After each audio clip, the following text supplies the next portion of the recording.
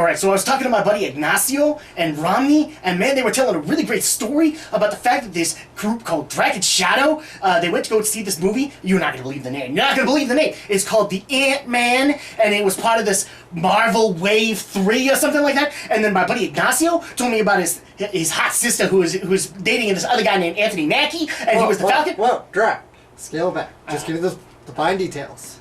I'm sorry, I get excited. Breathe. All right. Welcome, everybody, to Drak and Shadow Vlogs. It's been a while. It has. Because technically we were supposed to do a certain review, and he dodged out of it, and you guys didn't give him enough crap. Because you know what? He should have seen that.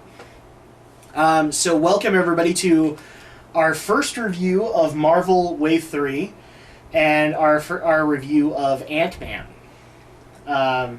From, what is it, Peyton Reed? Peyton Reed. But originally from Edgar Wright. And if people remember on the podcast Geek News, we brought up that quite a bit. Because this was one of those comic to film adaptations that we were really worried whether or not it was going to work. Because it's one of those things that, first of all, the character is not really all that well known. He's... A lot of people would probably say he's like a third-tier hero. I would say he's more like a fourth. He's not really all that known unless you're an Avengers fan, because him and the other character, the Wasp, are more known for that. So, I guess before we get into this, again, if you guys are brand spanking new to our vlogs, first of all, welcome. We're happy to have you. Second of all, spoiler alert ahead. If you do not want the movie spoiled, go watch it. It's okay. If you hit the pause button, we'll wait. But if you don't hit the pause button, we don't give a crap. So on we go. On we go. So the plot is kind of hard to explain, but I actually like kind of the brilliance of it. It's trying to stick at least as true to the original first and second Ant-Man as it can. And I'm kind of the comic resource here because Alex is coming to this brand spanking new. So, first of all, we start off in, what was it, 1989? 89. And we got to see a not really all that CG-looking Michael Douglas. That was pretty cool, wasn't it? As he looked back in the 80s. Yeah, as he looked that way, and well, probably not the same hair, but the fact that they de-aged him, I'm not sure if that was makeup or whatever. I'd love to know. Where he's confronting S.H.I.E.L.D. agents, and also a nice little nod to the TV show Agent Carter, because Agent Carter was there. Captain America's girl. Right. And, yeah, Captain America's girl. I mean, seriously. So, he is confronting S.H.I.E.L.D. about stealing the famed Pym particle. Now, Ant-Man has one claim to fame in the Marvel Universe. He's actually one of the smartest minds in the Marvel Universe. It's one of those things where a lot of people like to the three most brilliant minds, aside from the telepaths in the universe. There is Tony Stark, there is Reed Richards, and then there is Hank Pym. Hank Pym is also, he is a brilliant scientist, but also a very ethical one. So, which is kind of, I may have to have an argument about this, because Hank Pym likes to push the boundaries of science. And then he's one of those scientists that immediately hits the brakes and goes, oh crap, what have I done? And then goes, we shouldn't do this. But you did it. And so Hank is one of those weird characters. I don't know if I've ever truly liked in the Marvel Universe, but his portrayal is accurate in this film by Michael Douglas. Really well done as far as performance. So he confronts him about the Pym particles and how the military is trying to make them on their own, when in reality he's realized how dangerous that is, and immediately said, and in true Hank Pym fashion, says, screw you guys, I'm again him. Because whenever he doesn't agree with whatever ethically is going on in the universe, he secludes himself. This happens. So, that is very true to character.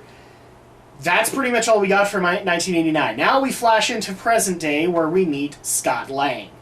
Scott Lang, comic-wise, is the second Ant-Man, and he is a burglar, or a former felon. As we can see, he's being not broken out, but he's walking out of prison. He's being released.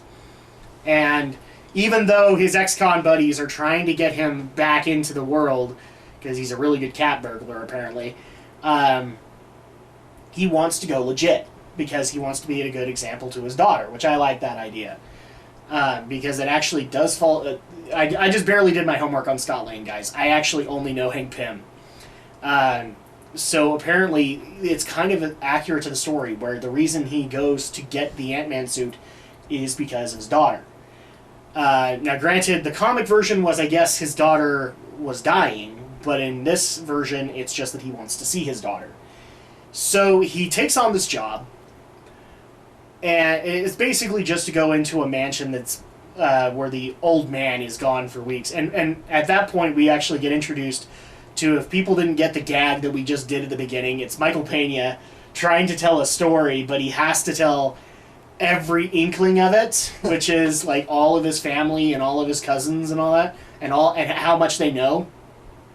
So I love that whole concept. And he actually, Scott has to stop him a couple of times, so that was Shadow basically coming in and stopping me. And so they do the job. You know, he's not happy about it, but he's going to do the job because he needs the money to be able to see his daughter. But when he goes in there, he finds not money, not a vault full of treasure. He finds the Ant-Man suit. Now, originally, he's not all that keen with it until he takes it home and actually tries it on and realizes what it can do, which is that it can shrink. It can shrink the user. Now, technically, there is another function to the Ant-Man suit, but they didn't really go into that too much. It's kind of how Ant-Man started, where he learned one way and then he actually learned the other way later, because Ant-Man is also known for being Giant Man. So, we have an introduction to the 80% of CG that this film had to be in to do the whole Honey, I Shrunk the Kids vibe. And immediately in his headset, he can hear Hank Pym. And Hank Pym knew all along that he was going to do this. In fact, he let him get into the vault because he's known about Scott Lang for years. And the reason that he has known about him is because he sees a lot of himself in Scott Lang. So if there's anybody to be a replacement candidate for the Ant-Man, then it would be Scott Lang. Now, we go over to another part of the plot where we get to meet Darren Cross, who is now the current CEO of Pym Technologies, and also his assistant, well, rather, it's like an assistant CEO, Hope Van Dyne, who's actually a reference to Janet Van Dyne, the love interest of Hank Pym. So we find out that apparently Darren Cross has come across a huge breakthrough, and Hank Pym has to come out to see it. And it is that Darren Cross has discovered how to shrink, how to recreate the Pym particle. Which Hank Pym says, no, we can't have any of that. I'm the only one who gets to be Ant-Man, damn it. It's literally Hank Pym's reasoning, because he's the only one who knows how to use it. So we have this whole new plot now where Hank needs to get the Pym particles away from Darren Cross, because Darren Cross is too much like the darker side of Hank Pym, where he's willing to cross the boundaries, but he doesn't really have the conscience for it. So this is where Scott Lang comes in, because Hank realizes that not only does he need to steal the new Yellow Jacket prototype, but he needs to destroy all the data, even if it means destroying his own founded business in the process. So he recruits Scott. Hope's not happy about that, and we get to know that very clearly, mainly because of the whole storyline. She basically does not know enough about why her mother mysteriously died. We find out later, but she decides to help Hank because she agrees that Darren is not going to use this for the right reasons. So they begin to train Scott Lang. And I don't know about you, but I enjoyed the training. Because it really is like he had to get used to shrinking and resizing at the same time. He had to get used to the fact that when he is shrunken, he still has the weight of a 200-pound man. Like, he can still punch a guy, but if he punches too hard as a shrunken man, he can kill. So he had to learn the ethics of that, and Hope was kind of a good contrast to that, where he's like, I went into prison and I got to be able to do all this, and then she kicks his butt, and Hank just watches. I'll admit, they got Hank right. They got Hank right. Fast forward a little bit, they're getting ready to do the heist, and they need a specific piece of technology from Howard Stark, because Hank Pym were originally in the Marvel Universe. Hank Pym has worked with Tony Stark.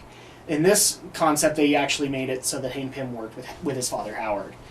So he needs to get a piece of technology from an old Stark Industries warehouse. It's not going to be that hard until we actually go into the mission and find out that it is Avengers HQ now. So we get to have a nice little cameo from Anthony Mackie, a.k.a. Sam Wilson, a.k.a. The Falcon. And we get to have probably one of the coolest fight scenes in the movie between Falcon and Ant-Man. Which ended really well in the fact that Sam Wilson did not want Cap to hear about how he lost. And Scott actually gets the piece of tech that they need. So that's good for them. He even shrank it, which is cool. So, along with this whole concept of the training, he's also had to learn the other ability of Ant-Man, which is, you notice how the helmet looks a little funky, right, Alex? Yeah. It actually, the tech in the movie is a little different from the comics. The helmet actually comes in with, like, a translator for ants. So that's why he is able to communicate with the ants. In this one, they basically made it an earpiece. And I was a little disappointed at that because I wanted to see, like, that come later. So we also get to see Hope kind of train Scott in how to train the ants. And that's actually some of the better scenes where he actually has to go into an ant farm that Hank Pym has set up in his backyard and learn what the ants can do. And almost all of them end in him resizing and making a big crater in Hank Pym's yard. Which was pretty awesome. Yeah.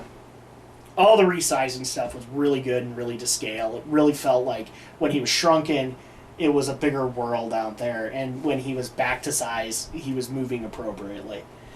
So fast forward again, now that we've done all the training, it's time to perform the heist. Except Darren crosses onto him.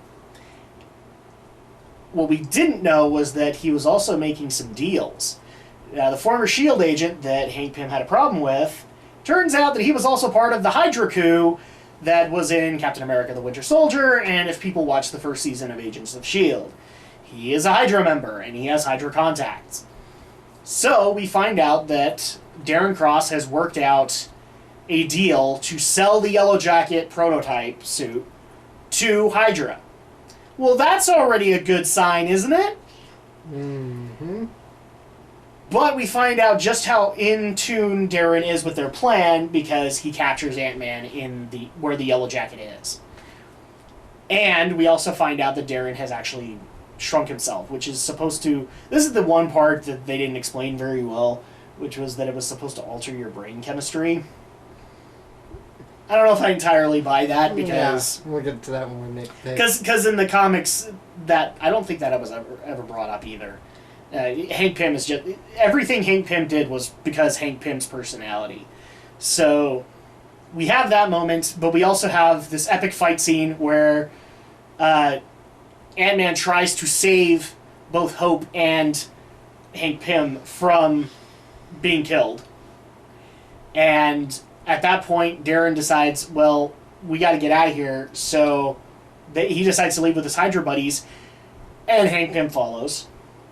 To which we got an epic, like, helicopter fight scene with them. And he finally decides to don the Yellow Jacket suit. And so at that point, Yellow Jacket is basically a weaponized Ant-Man suit. It actually has a lot of the technology that went into Janet Van Dyne's Wasp suit into an Ant-Man kind of design. Because if you notice the big turrets right there, that's actually, like, that's part of the Wasp outfit where she was able to shoot those bolts from her gloves. So it's a more powerful version. A bioorganic laser, basically. So at that point, we get to have more epic fight scenes where they're shrinking and resizing and shrinking again, and we think that Hank has won, but instead, Yellow Jacket has just gone even more insane and decides to go try and kidnap Scott Lang's daughter, which is serious business. So we have to have an epic fight scene in Cassie Lang's bedroom, or more accurately, her toy train set, which is Thomas the Tank Engine. And so we get to have these epic moments where they're shrinking and they're going regular size and they're flinging toys around. And then we have 2 accidents happen. So earlier in the movie, Hank Pym gives Scott these little ninja star-like things, which will basically either shrink something because they have Pym particles in them, or they will increase in size. And we have 2 accidents happen. One is Scott throws that at the Yellow Jacket and it deflects to an ant. So now we have a regular-sized ant.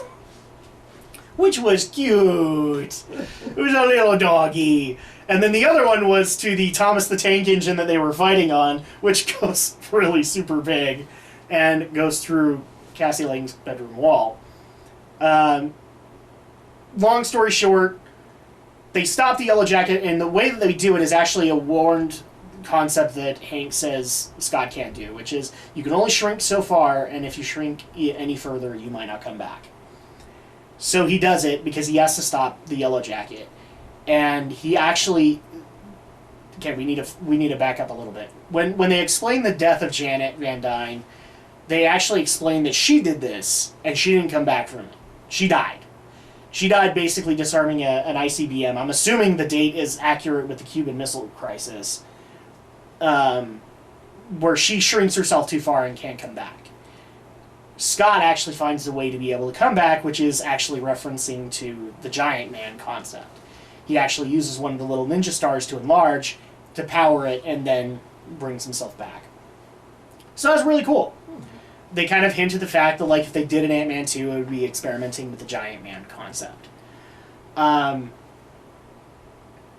then at that point, we get to kind of a happy ending for everybody.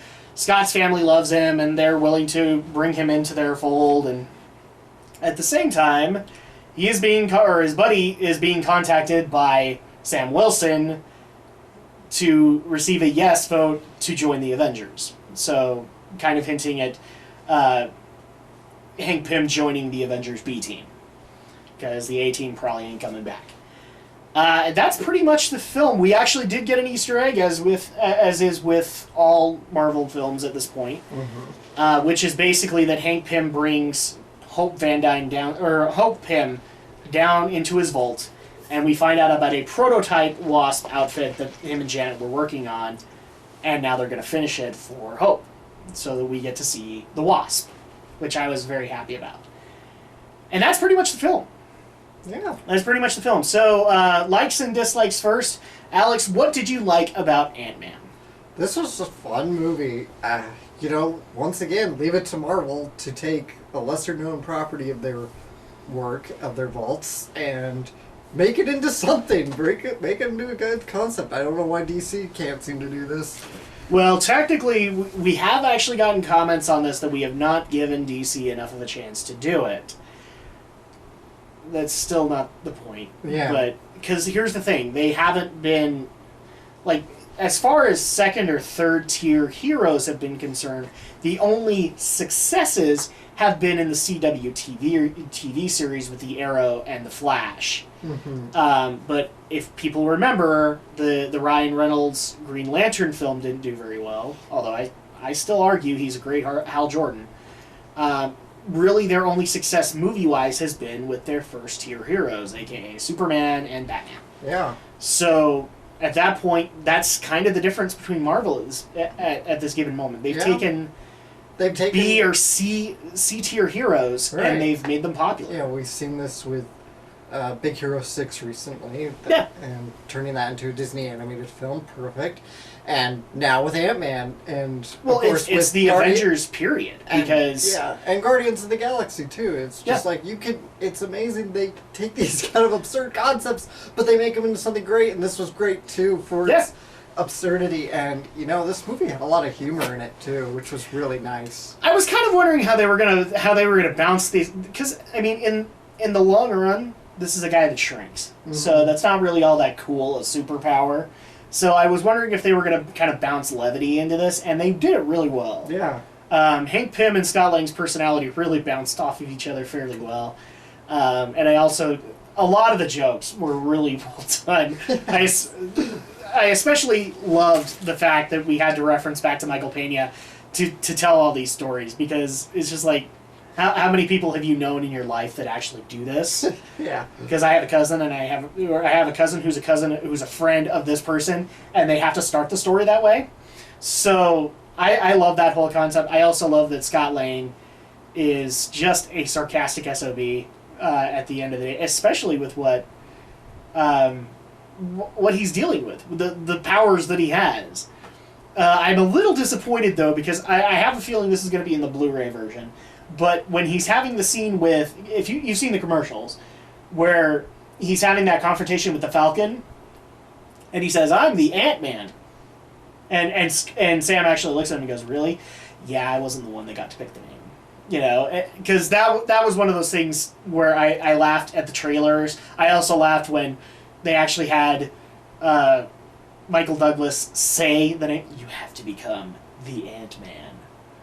Really? That's the name you came up with? And have that moment. Because that is, if there's ever kind of an attempt at Joss Whedon-esque humor, this had a lot of it. Yeah. And considering some of the behind-the-scenes politics and problems this movie's having, how easy it would have been for this to fall apart or just turn out really terrible. But, I don't know everything that went on between Edgar Wright and the Disney executives, but... We reported on it a couple of times. We know that there was creative differences between them, especially on the story. Disney did not actually like the original story Edgar Wright submitted, and they kept a majority of it, but they changed a couple of elements. Yeah, and sometimes you can feel that when the movie's gone through so many rewrites. And we felt it with the Ninja Turtles movie. We can feel it with I don't know about Godzilla, because David S. Goyer got kicked off that one too. Yeah. But this one didn't feel like it had too many rewrites. No. It felt one concise story. It was pulled together very nicely. So to do that with all the problems behind the scenes is nothing short of a miracle. Yeah, because how many times in Geek News podcast did we actually say whether or not this film was going to get stuck in development hell or even get canceled? Yeah. I think that was kind of our solid prediction for a while, and then they brought in a new director, and at that point it was still being considered movie 1 for wave 3. So we're like, that's not going to be there for that long, especially if it doesn't have a director. And then they found one, and I think it's one of those things where I would really like to know what Edgar Wright thinks of it, because I'd like to know what he thinks of this new director taking charge and trying to take his story and tell it.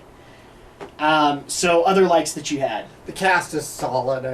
Great cast all around. Michael Douglas, perfect.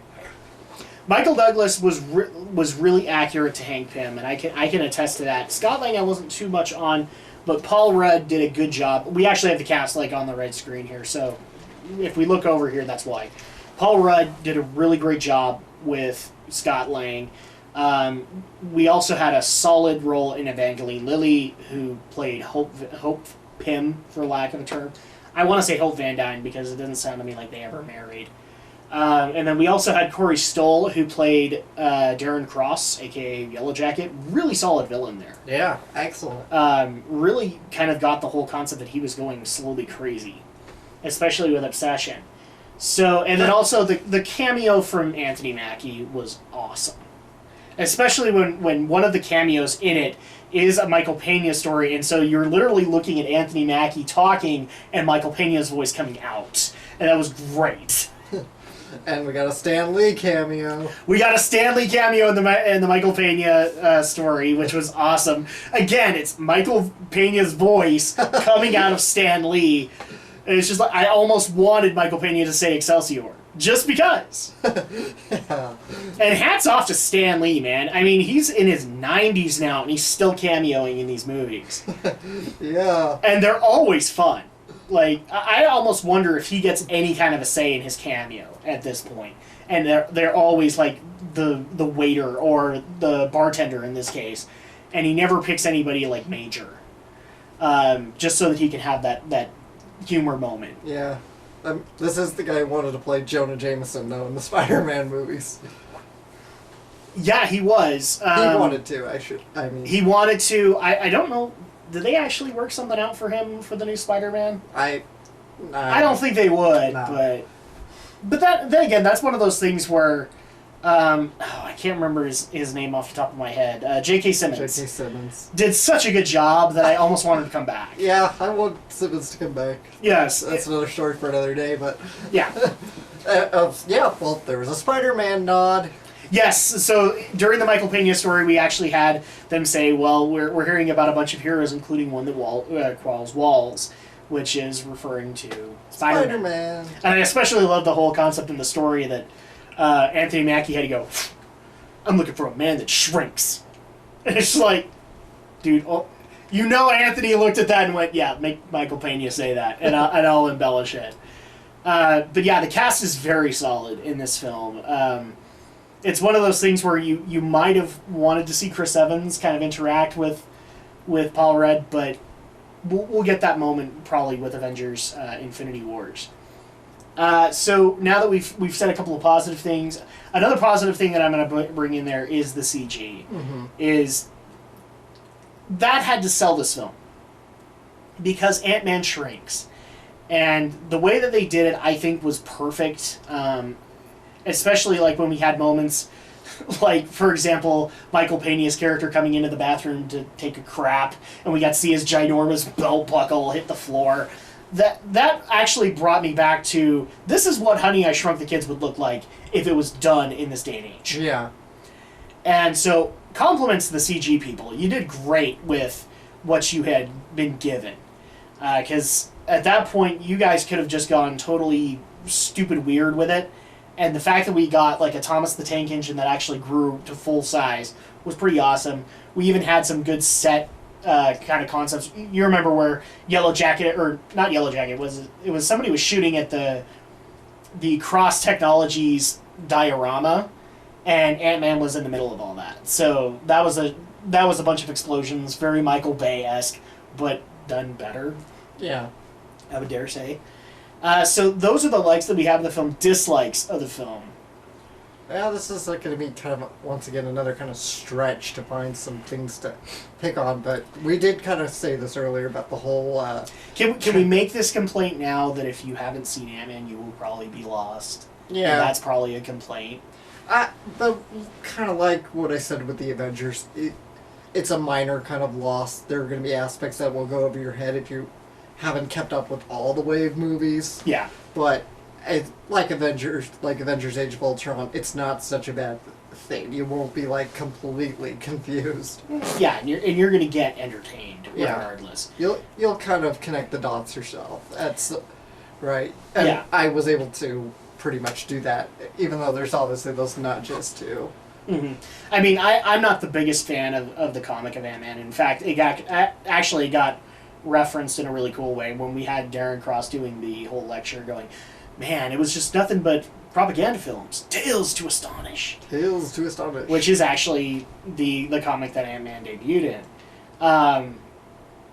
But, you know, if I were to nitpick some of this, first of all, I would bring up the whole Pym particles warping your brain. Yeah, I was going to get into that too. Because they thankfully, the movie did not go too much into that.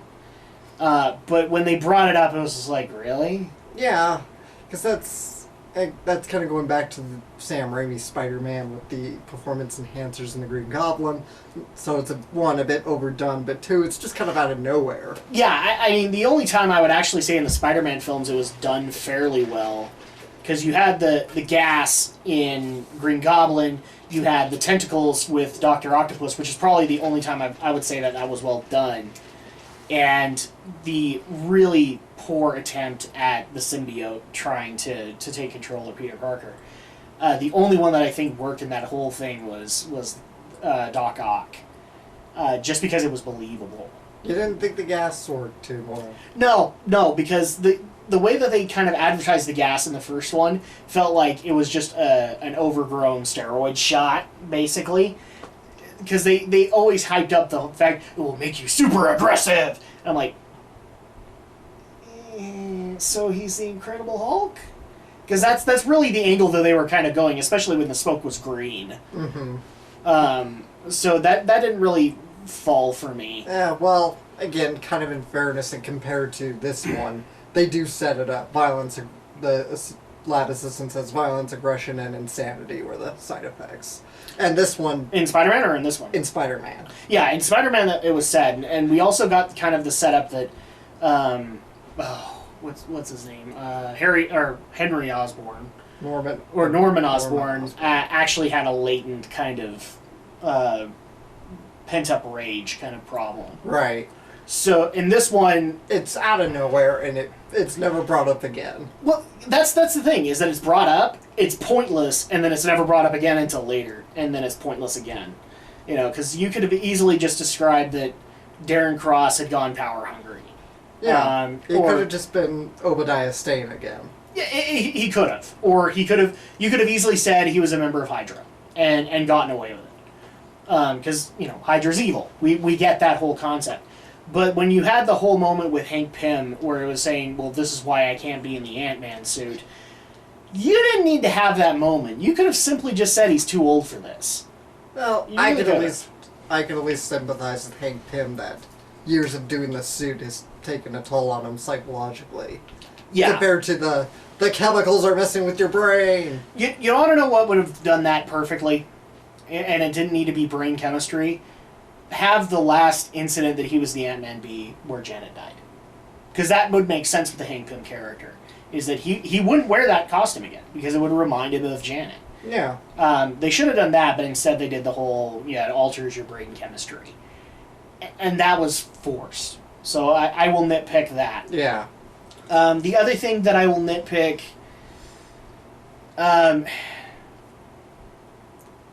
crap, I had it in my head. Yeah, go take over, because I lost it. Crap. It's really hard for...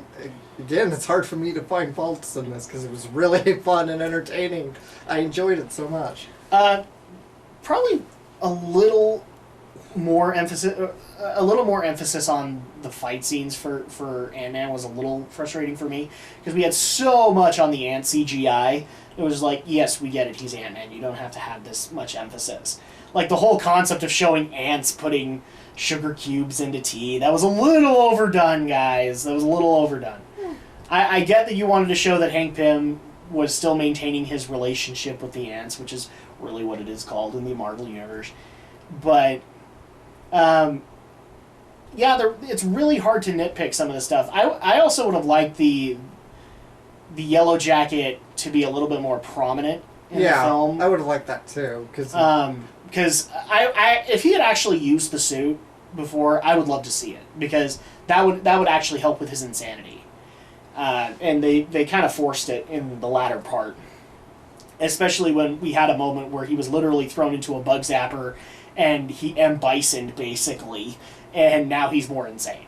That was one of those things where I almost expected to hear the girl computer voice from the Street Fighter movie resuscitating Yellow Jacket, because that's how weird that was.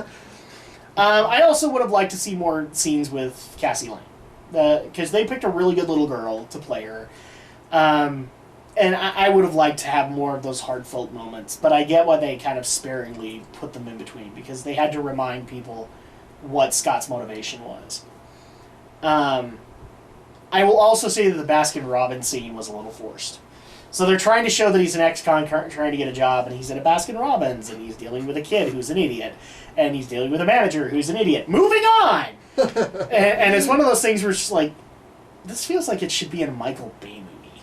It does kind of feel like more out of a Michael Bay movie. Maybe I'm the only one who thought this. Like the I perfect enjoyed it. example was Transformers 3, where they brought in John Malkovich for this one job that Sheila Booth has to get. Yeah. That's what it felt like. And I even wouldn't put it that low, though. no, but that's how it felt, especially with the manager being just crazy. Yeah. I also would have loved, because they kept on referencing back to whom he had previously stolen from to get into jail, and we got one reference to it, which was Vista Technologies, and I don't know them in the Marvel Universe. Maybe they were invented here, but I would have liked to have known more about that heist, because I think that would have helped with Scott Lang's character. But I get where things had to be eliminated. That's what I'm saying, is that this movie, I'm not saying it's the most well-done Marvel movie ever, but given the premise and given how much crap this movie went through to become what it is, it actually is a shining moment for them.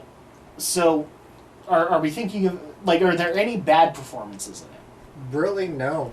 Everyone I do have one little nitpick. Okay. I think the two cops, they put it on a little strong, which was really disappointing because one of them was from Remember the Titans, and I actually liked his character in that movie. So I thought the cop thing was way too trying to be Jerry Orbach, and I can't remember the guy's name that was in kind of the last Orbach season of Law and Order. Right. It really felt like that they were the smart alecky cops. And the three criminals came off way too much as like the Three Stooges at that point. So, Michael Pena aside, the other two were just... The guy with the Russian accent reminded me of like John Turturro from Yeah. the various John Turturro cameos from Transformers. Yeah, pretty much. And then I would actually say Michael Pena and the other guy were almost like a mix between the quirky friend that Sheila Booth has to have that's crazy, or believes in the conspiracies or whatnot. So, there you go. But with good and bad aside, Alex, where would we actually rate Ant-Man as far as like giving it a grade or a score? I've given up on trying to set on one because we both don't do it. So Yeah. Solid A, another solid A movie. A-, so 9.5 for me. I would probably, because I mean it's a good Marvel film, and especially given the development crap that this film went through, I would put it up like in the upper B+.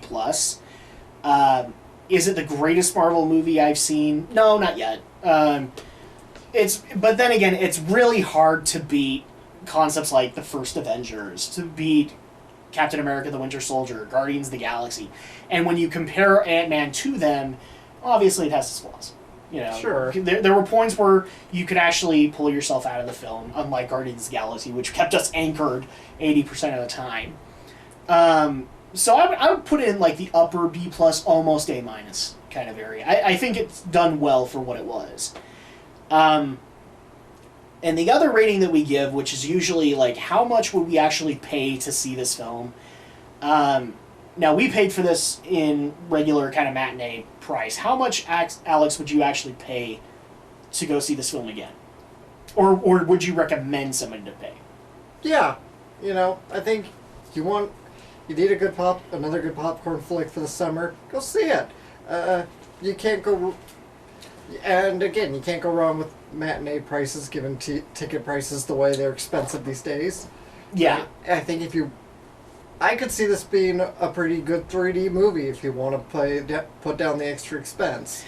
Yeah, the CG is kind of worth it. And the environment, plus the environments too, so, because they're the small shrink environments that we're in, so this might actually be a pretty solid 3D movie. I would actually dare say that it probably isn't. And that's just because I think the whole shrinking moments, at least from my perspective, I get headaches with 3D. I would get massive headaches from that. So I probably wouldn't recommend that to me. I'd recommend that to somebody who's like a real 3D fanatic. At the very most, I would recommend guys pay full price for this thing because seeing it at a prominent showing is still worth it. You're going to get your money well spent there. And even though we went matinee, I think we would have paid the $8 to go see this at like 7 o'clock and be entertained by it. Yeah. And again, it is a good popcorn flick. Bring the kids. The kids will enjoy at least some parts of it. But that's going to go ahead and do it for us. So this is getting a fairly good review. And then next time, we actually get to go into yet another superhero flick. We might be a little late on that one because it is Fantastic Four. It's going to be the remake of Fantastic Four from Fox. The one that we're all kind of worried about. But hopefully we'll be able to get in on time to see that. I'm going to warn people in advance because that's right around the window where my wife's going to be having a baby. So we'll see. If we're late, you now know why. I'm just warning you in advance. But in the meantime, we are Drak and Shadow, and this has been our review of Ant-Man. And in fairness, we're actually a week late on Ant-Man. We technically are. But that was because, well, last weekend we had tons of stuff planned, including a bunch of Gaming with the Geeks, which I am still editing. So that will be coming up hopefully soon. Yeah. At least the first couple of bits, and then we'll get the rest up. But yeah, in the meantime, we will see you guys for Fantastic Four. And just remember that Reed Richards is elastic, and Sue can fade from sight. And that Johnny is the Human Torch. And the Thing just likes to fight. Flame on! Call the Four! Fantastic Four! Fantastic Four!